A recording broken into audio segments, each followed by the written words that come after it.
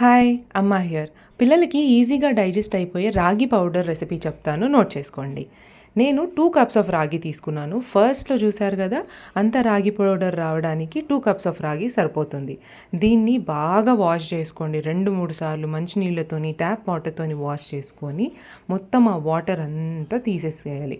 తీసిన తర్వాత దాంట్లో ఒక 2 గ్లాసుల నీళ్లు పోసి 24 అవర్స్ నానబెట్టుకోవాలి. మూత పెట్టి పక్కన పెట్టేసేయండి. దాన్ని అసలు డిస్టర్బ్ చేయొద్దు. 24 అవర్స్ తర్వాత దాన్ని తీసి ఇంట్లో వడగట్టుకునేది ఏదైనా సరే, జ్యూస్ ఉన్నా సరే, నార్మల్‌దైనా సరే దాంట్లో పెట్టి నీళ్లు పోయిన తర్వాత ఒక వైట్ క్లాత్, కాటన్ క్లాత్‌లోకి షిఫ్ట్ చేసుకోండి.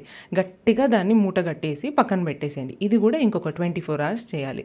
24 అవర్స్ మూట కట్టిన తర్వాత ఇట్లా మంచిగా స్ప్రౌట్స్ వస్తాయి. మొలకలొస్తాయి దానికి. పిల్లలకి ఇలా మొలకలొచ్చి దాన్ని పౌడర్ చేసుకున్న రాగి పౌడరే బాగా డైజెస్ట్ అవుతుంది. బయట నుంచి తీసుకొచ్చింది డైజెస్ట్ అవ్వదు. ఎందుకంటే వాళ్ళ డైజెస్టివ్ సిస్టమ్ ఇప్పుడే డెవలప్ అవుతుంటుంది కాబట్టి. ఇది మాత్రం చాలా ఇంపార్టెంట్. అయితే మేము ఈ ప్రొసీజర్ అంతా చేస్తుంటే వాడికి ఏదో చాలా ఫ్యాసినేటింగ్‌గా అనిపించి వచ్చి దాంతోని కూడా ఆడడం స్టార్ట్ చేశాడు. ఇప్పుడు ఈ రాగిని ఒక ప్లేట్‌లో పెట్టుకొని ఎండబెట్టుకోవాలి 24 అవర్స్ వరకు. బాగా ఎండిన తర్వాత ఒక పాన్‌లో డ్రై రోస్ట్ చేసుకొని, అంటే నూనె లేకుండా ఫ్రై చేసుకొని పౌడర్ చేసుకోవాలి. ఈ పౌడర్‌ని ఒక గ్లాస్ కంటైనర్‌లో, ఎయిర్ టైట్ కంటైనర్‌లో ప్రిజర్వ్ చేసుకోవచ్చు. రాగి అనేది ఒక మంచి ఇమ్యూనిటీ బూస్టర్. సో, పిల్లలకి ఇంట్లోనే చేసి పెట్టండి.